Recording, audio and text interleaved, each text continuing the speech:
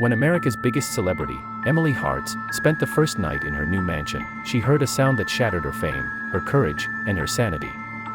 The sound came from someone who sounded exactly like her. Ghost, Shadow of the Star, a horror story. Emily Hartz.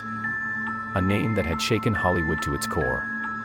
Her movies were blockbusters, her interviews were viral, and every step she took was captured by the media.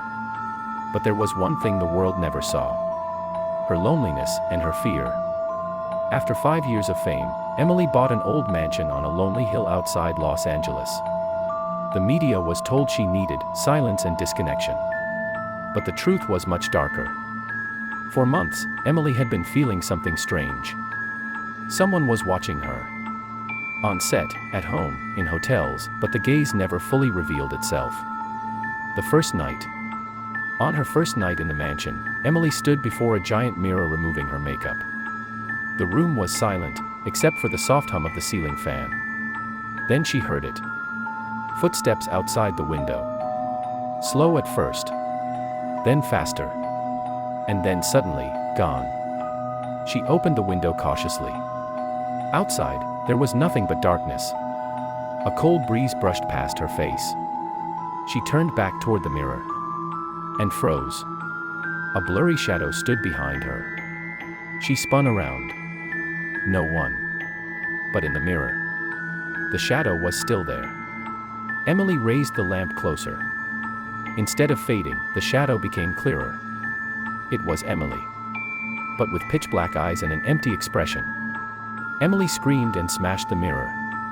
The shadow vanished. For now. The next morning. Emily called her manager, David. "There's something in my house. I'm not safe." David chuckled. "Emily, you're exhausted. Relax. It's just stress." But Emily knew better. Every mirror in the mansion showed something wrong. Her reflection moved 1 second late. Not humanly possible. The secret basement.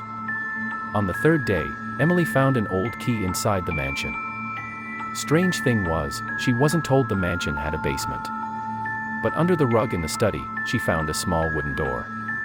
As she opened it, a stale, rotten scent hit her face. Down the steps, the walls were covered in strange markings. Twigs, dark paint, symbols she couldn't understand. At the center was a massive mirror coated in dust.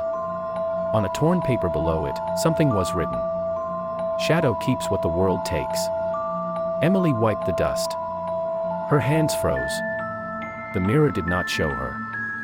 It showed the dark-eyed shadow Emily. This time, it was smiling. Then slowly, a hand reached out. From inside the mirror, the shadow awakens.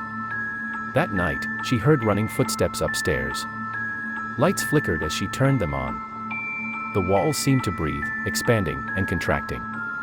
In her bedroom, she saw it. Shadow Emily was standing behind her. Not in the mirror. In real life. With a chilling voice, the shadow said, "They adore you. But they will love me more. Because I am more real than you."